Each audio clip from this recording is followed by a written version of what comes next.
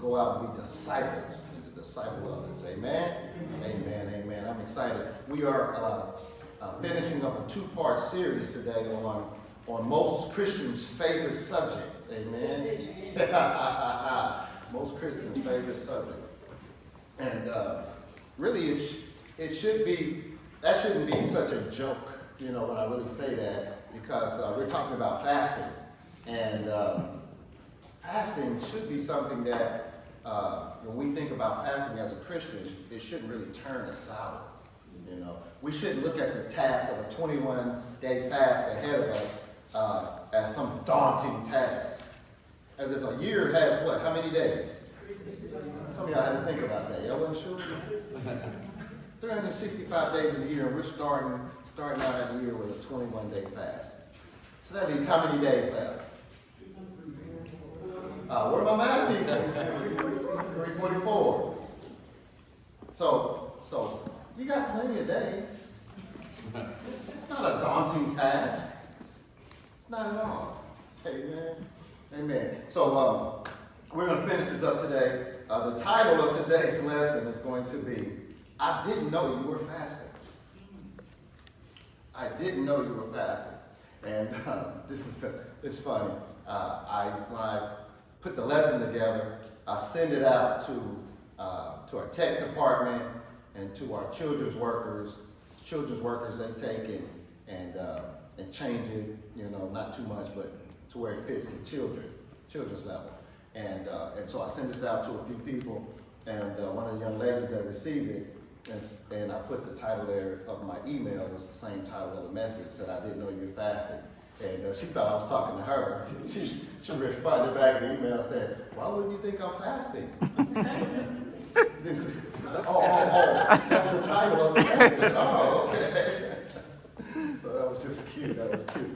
But you'll see why I titled that as we get through the lesson today. Amen. I didn't know you were fasting.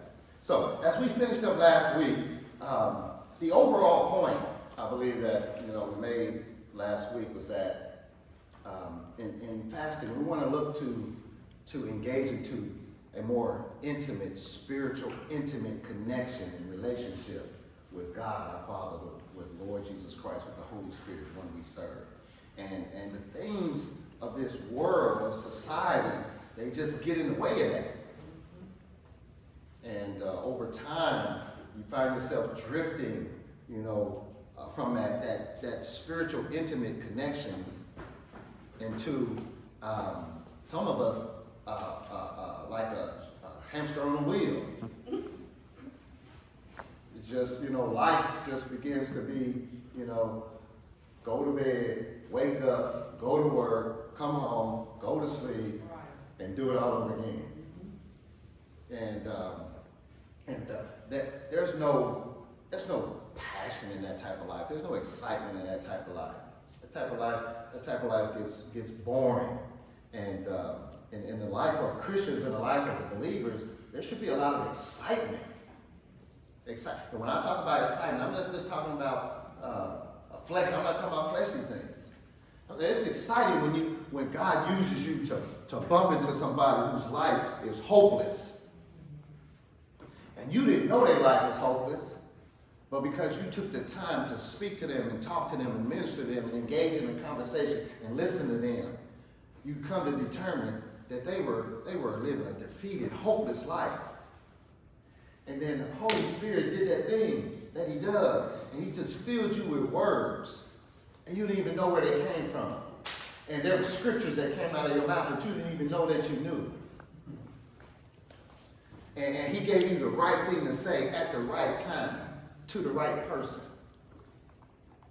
And then hope, that their life is sprung with hope. That's exciting. And that's life-changing for people. And those should be the type of incidences that we as Christians, as believers, that we bump into on a regular basis.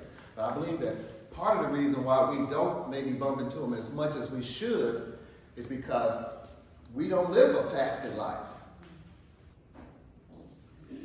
For the most part, if truth just be told, for the most part, we live a life that we know the Bible, we know God a little bit, and we just kind of do what we do, kind of make sure we go to church enough, read a Bible, what we think is enough, and that's, come on, I mean, if we really think about it, if you think about last year, 365 days went by last year.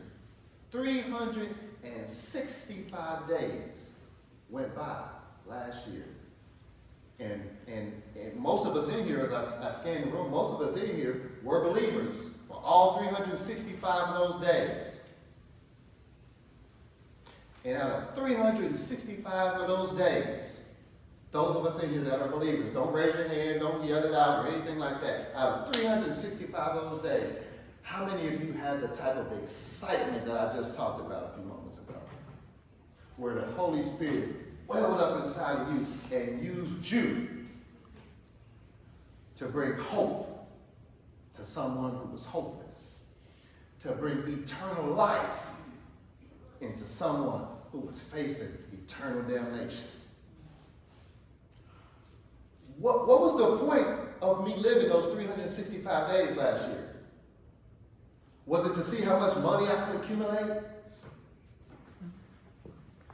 Was my goal for those 365 days last year to see what type of house I could buy, what type of car I could buy? What was the point? And if I don't understand, if I missed the point of it last year, and at the beginning of this year I don't see and make some type of adjustment, I'm going to go through the next 365 days, and the same thing is going to happen. I'm going to waste 365 days on just me. And when 360, and none of this was part of my lesson today. When 365 days is focused on you, is focused on me, you're going to battle depression. You're going to struggle with being victorious. When 365 days is focused on me, what's in it for me? The business term, with it. What's in it for me? 365 days of what's in it for me. And if I came through, it works. W-I-I-F-L. I said, with, somebody was like, what's in it for me? Oh, okay. That's a good one. Hey. I didn't make that up. I just used it. But can you understand why there's so much of our society today that is borderline living a life of a depressed life and just haven't been diagnosed? It's becoming to be the normalcy. On the S curve, it's starting to be the upward tick of the S curve that people are not satisfied. And when you live a life of mostly not satisfied, it leads to depression. And just like an alcoholic some alcoholics can be functional. They still go to work, still maintain a job, still maintain a home, they pay their bills, and they keep enough left over to drink, and they can function in that. Doesn't mean they're not an alcoholic, it just means that alcohol didn't do to them what it did to someone else. So we call them a functional alcoholic. There are so many functional depressed people in our society today. Because 365 days is what about, we spend 365 days looking at other people's lives. Yes. Come on now, be real. Don't put your hand up, don't say it. But man, how many of us that didn't go out of the country for Christmas and New Year's saw people that was in the Bahamas, was in Cancun, and all for Christmas.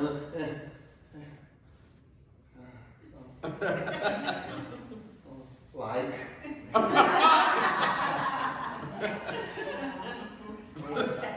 Oh, it's sunny there. Like. A bit more like the fact that somebody wanted to be there. Right. And because you couldn't be there, sometimes it can be depressing. And that's what happens when you spend 365 days focusing on what other people are doing versus what I'm doing. Look at that selfie the lovebirds took at the restaurant. They look so in love. Ooh, we're arguing and fighting. They look so much in love. Let me tell you, there have been times in the past where we sat down to eat at a restaurant and took a nice pretty selfie and a nice picture, and before the meal was over, we was arguing. Can't judge something by a picture somebody took. Come on, Pastor, get to this. You can't hear about the Bible. So the point is intimacy with Christ, and to get away from self, to get away from the flesh, and to get intimate with God. Amen? Amen. So turn your Bibles with me to Matthew chapter 6. And before we get directly into our foundational text of the day, we're going to read a few scriptures up above it to bring context and clarity to what we're talking about today. So let's start at the beginning of Matthew chapter 6 in verses 1 through 4.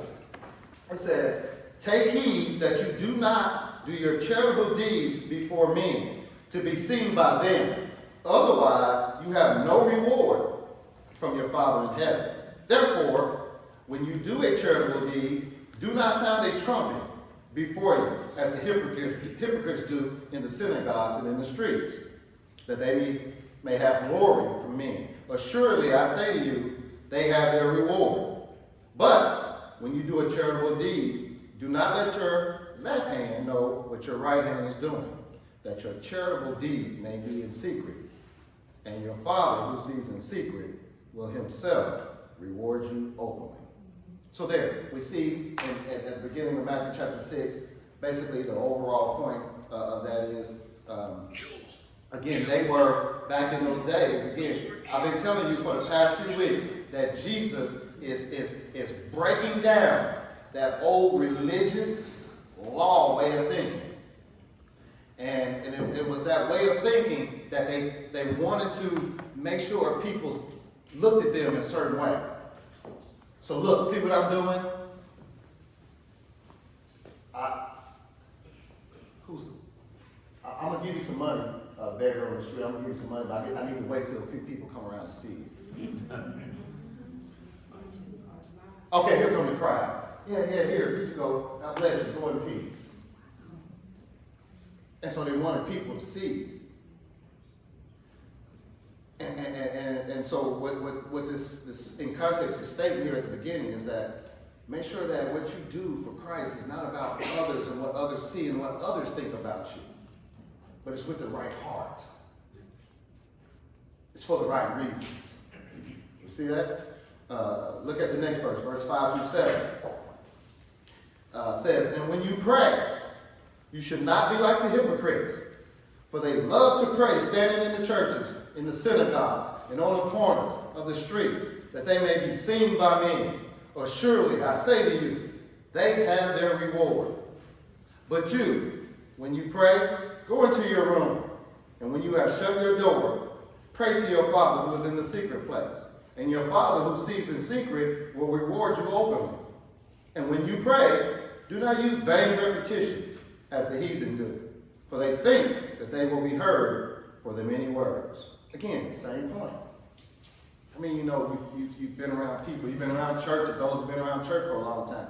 There's people that stand up and pray, and they're trying to be so charismatic in the word choices that they use, and so elaborate, go on and on and on, and God says it's not about what the people out there think about you standing up there praying.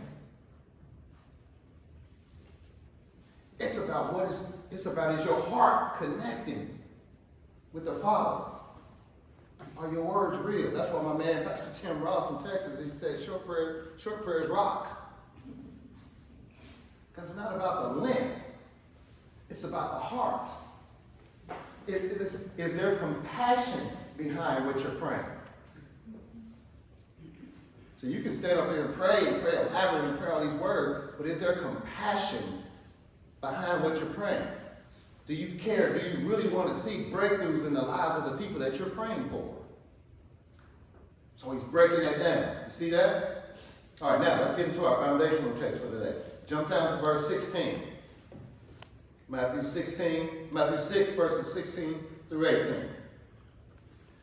And when you fast, do not look sullen like the hypocrites, for they make their faces unattractive so that people will see them fasting. Same thread here. I tell you the truth, they have their reward. When you fast, put oil on your head and wash your face, so that it will not be obvious to others when you are fasting, but only to your Father who is in secret. And your Father who sees in secret will reward you openly. Amen? Amen. What is it about eating and food that it's all over the Bible? The Bible talks so much about eating, feasting, so much. It's all over the scriptures. What is it about food? Now we know we need food to sustain us. If you go so many days without eating, without drinking, you're going to die. You'll start down starvation. So we know that we need food, but we're not talking about the need for food. Food can go from, it can go from a need all the way to basically an idol. It can go from a need to a crutch. So food is something that is talked a lot about in the Bible. In the scriptures, feasts were also equated to partying. Feasts, the times of feasts, just like we talked about wedding ceremonies could be days or weeks. Feasts were a big deal. And the feasts weren't just about food. They were about wine, music, and a lot of times inappropriate sexual activity. Feasts were a big ordeal. Big thing. And so the Bible talks a lot about it. We need to talk about it. But when we talk about food, and as we're talking about fasting, we need to make the connection to not just food, but also entertainment. Because that's what these feasts were. They were a time of entertainment. They were a time of celebration. And so, what is our entertainment? Not only has food become like an idol, entertainment has become like an idol. There are times when I have my phone and it's my study time, and I go to scroll my phone on YouTube, and I go to scroll my phone, and I may see something sports related, but this is not my time for sports. This is my time to study. This is my time to look at something, look up something, listen to something, whatever. And I may scroll my phone and I see something sports related, and I can't stop myself from clicking on it.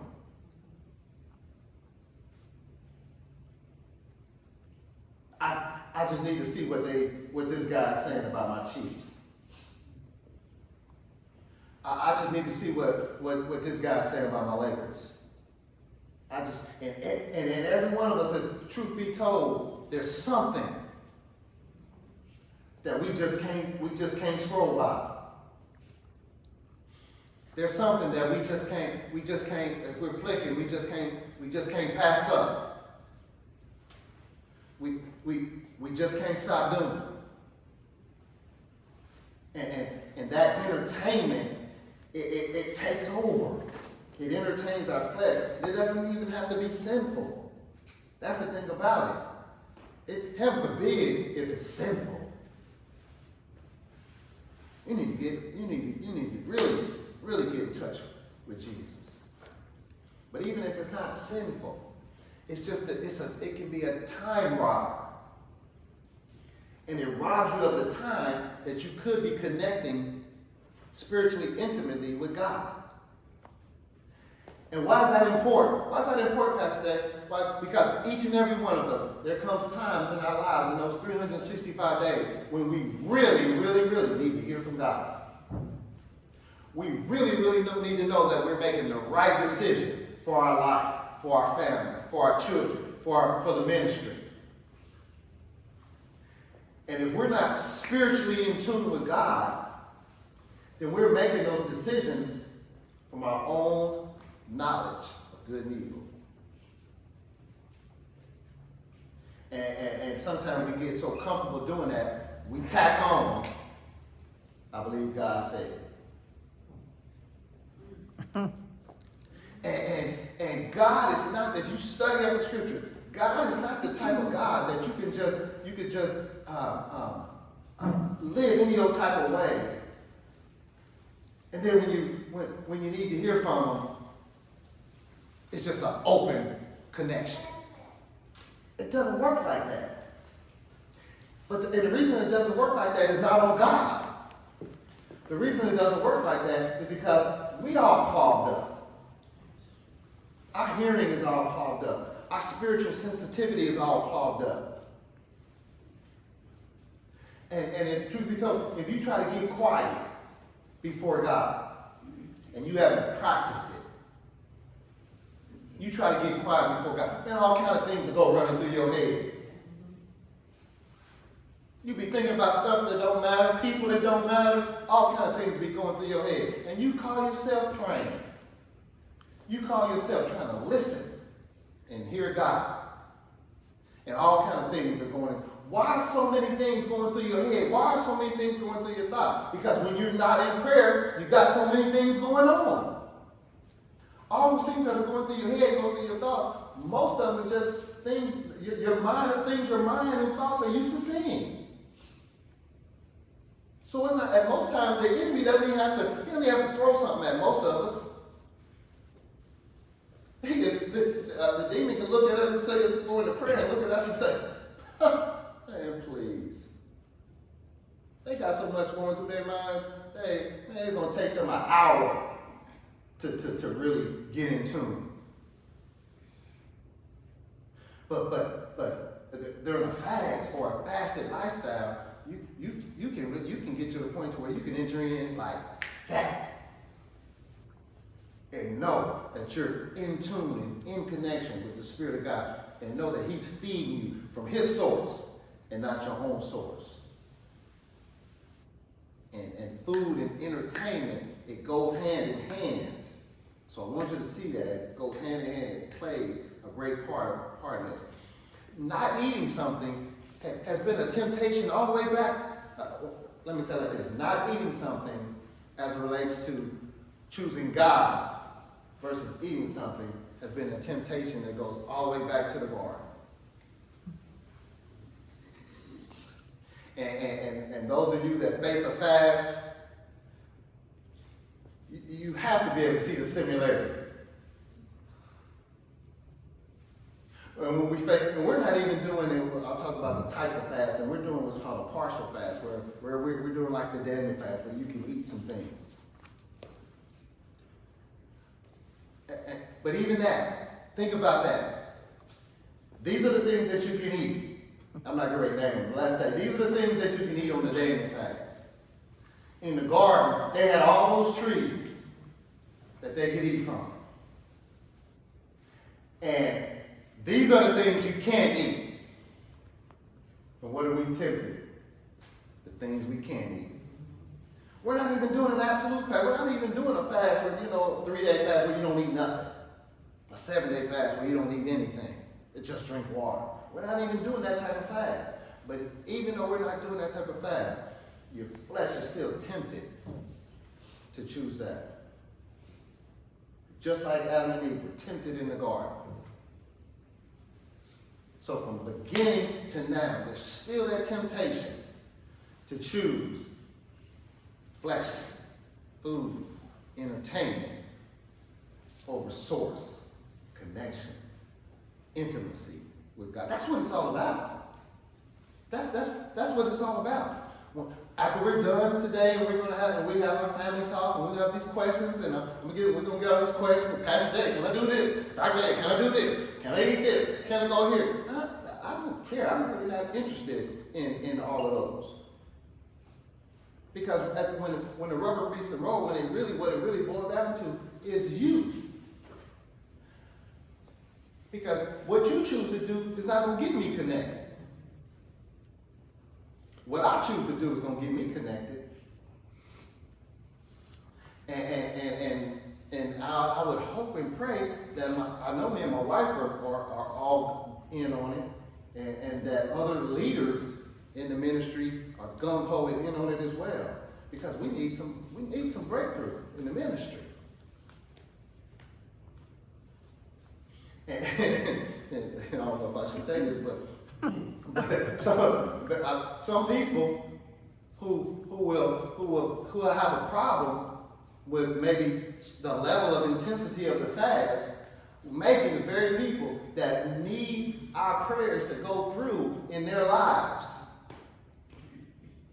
when you want somebody to pray for you. And that's okay. I accept it. That's a choice I made by accepting this call. That I'm going to live my life in a way that is pleasing before God, and I know that He hears me when I pray. And I'm going to live my life in such a way that those that are teammates in this ministry and that are walking along this path with me are not ashamed that that's my pastor, because they know how he lives. And so I signed up for that, and I'm fine with that. I'm okay with that. But I want to get as many. And here's the thing: I'm not trying to convince you about this fast for my sake. I'm trying to convince you for your sake. You haven't seen your blessed life until you get to a point where you live a life in connection with God.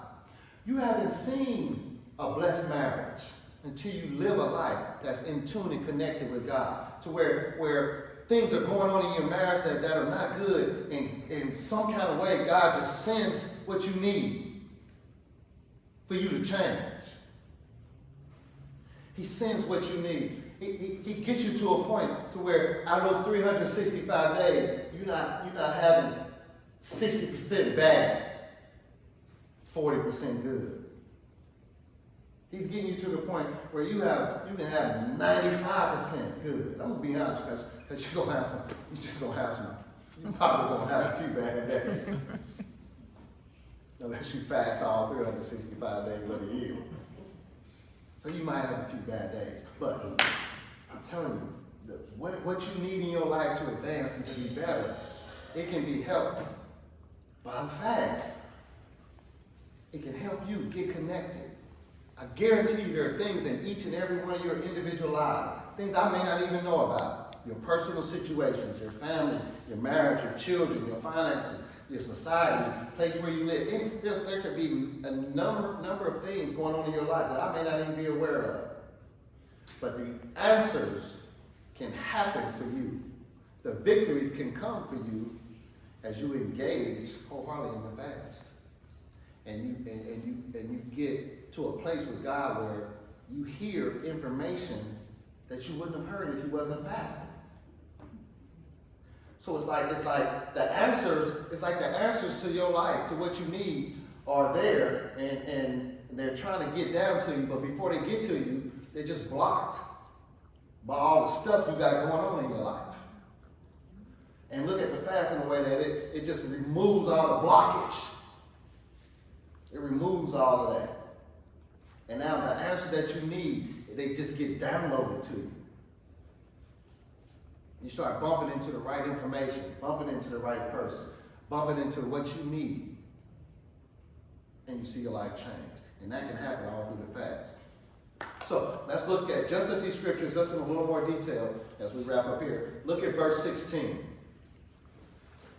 which says, "When you fast, do not look sullen like the hypocrites, for they make their faces unattractive so that people will see them fasting.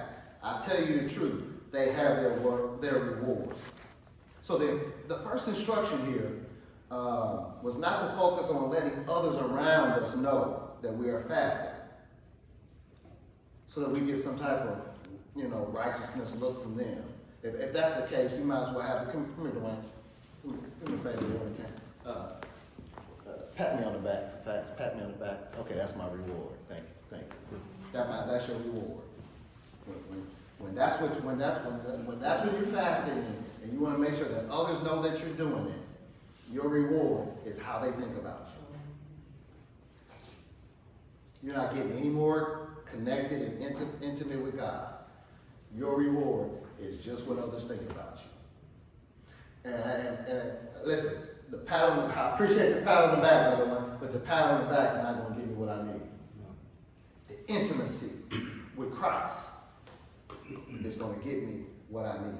So it's not about that. So what does that mean to us today? So I know that when we fast, we don't not look the part.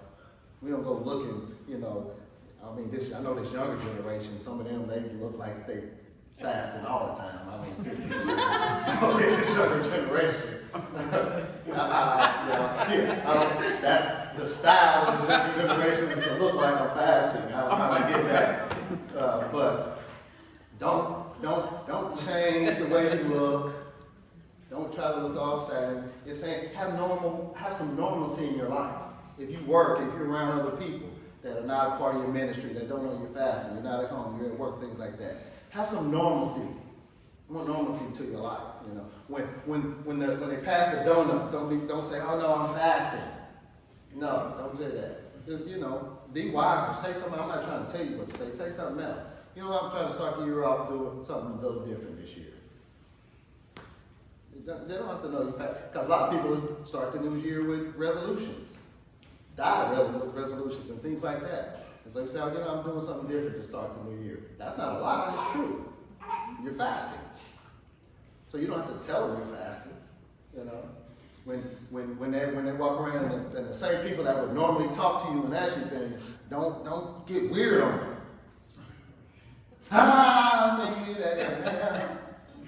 Talk to me in 3 weeks. Don't get weird on them. Don't get weird. Just don't let it be long and carry on and lengthy or whatever. Just say, you know what? I got, you mention or whatever. You know what? Man, my break's only 15 minutes. I got some reading I need to catch up on. Something I need to catch up on. I need to tune to. And let me go get this. Just do something. Don't seem weird. Don't seem weird. Because the idea, again, is not to be seen by men. The idea is to get spiritually intimate and connected with God. Amen?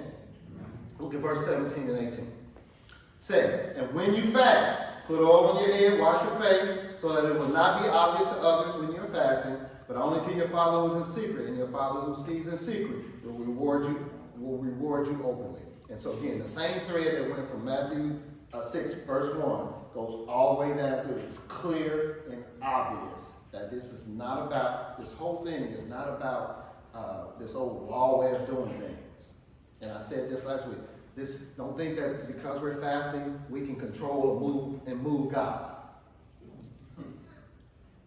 It's not even that you can't control or move God like that. That's not what it's about. But again, it's more about you opening yourself up spiritually.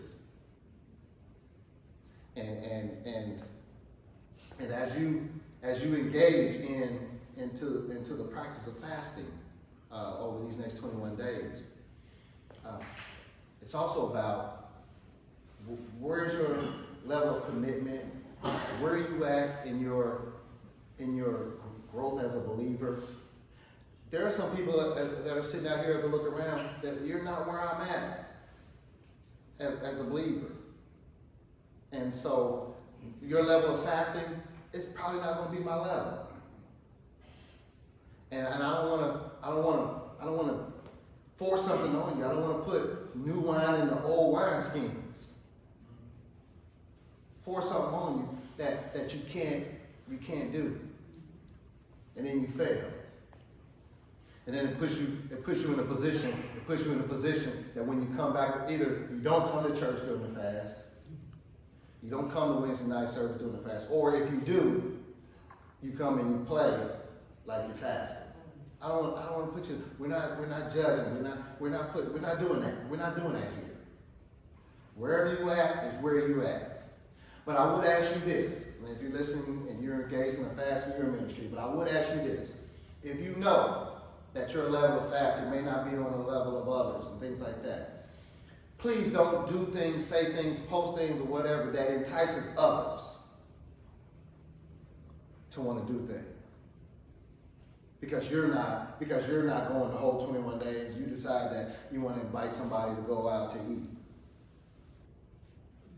You know, because you got tickets to the football game, you want to tell everybody you got tickets. No. Don't keep that. Don't do things that entice others. Encourage your brothers and sisters, even if you fall short. At least encourage your brothers and sisters. Because you want the best for them. And just like I hope that they want the best for you. So let's on this fast, let's encourage one another. Let's be careful. Let's not do anything. And I'm not saying any of us do that purposely. But sometimes unknowingly we can do things, say things that may encourage somebody or tempt somebody to do something. And so what we post and what we put out there for the sake of the fast, let's assume that it's that everyone is fasting full fast, full board. Okay? And then we're not going to judge anybody. Amen? Amen. Now, as a friend, spiritual fasting, and I've said this throughout the lesson, entails fleshly activities as well as reduced food intake and replacing, in your sense of normalcy, this is what I wanted to make sure I told you today. In your sense of normalcy in your everyday life, especially when you come home and things like that, in your sense of normalcy, just replace certain things with spiritual things. So, if you know that, when I come home, I eat or whatever, and then I relax, and then maybe I watch a movie or something like that. Well, we're gonna give out Christian movies, biblical movies, and things like that will help feed your spirit. And again, but even with that, don't binge. If you watch a movie about the Bible, and it's about John or about Jesus, then get in the scriptures. Get in the scriptures and see where the writers of that, where were they on point and where were they fluffy. Because in movies and things like that, they have to add fluff and things like that. And see if the fluff that they add, see if it made sense. See what was scripture and what was fluff. Do some study.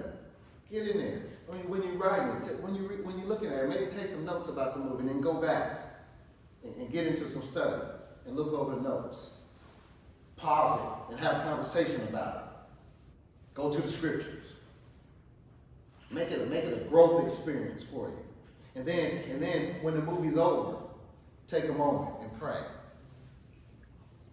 And so you're going to have times of prayer that you're praying for, things designated for the ministry and for lives and things that we're going to give out for society, for the community, and things like that. But also take moments to pray about what the information that you're feeding yourself in the Bible, in the scriptures, and in these movies. This can be a major growth in your life. And when you grow like this, then you'll have more of those times over the year that you can enter in with God and just really feel the Spirit of God just move because you can connect with Him. You can connect with the Word. Make sense? All right. As I finish, there are 3 types of fasting generally recognized. Absolute, in which there is total absence from food and liquids in all forms. That's probably what Jesus did in the desert, in the wilderness. Then you have what's called a normal fast. That's where there's no intake of food for a period of time, although there may be liquids.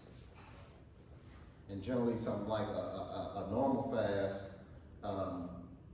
could go on a little longer than an absolute fast. Because even if you're not eating, you're drinking water, your body can still survive. And then the fast that we partake on is a partial fast. That's where the diet is limited.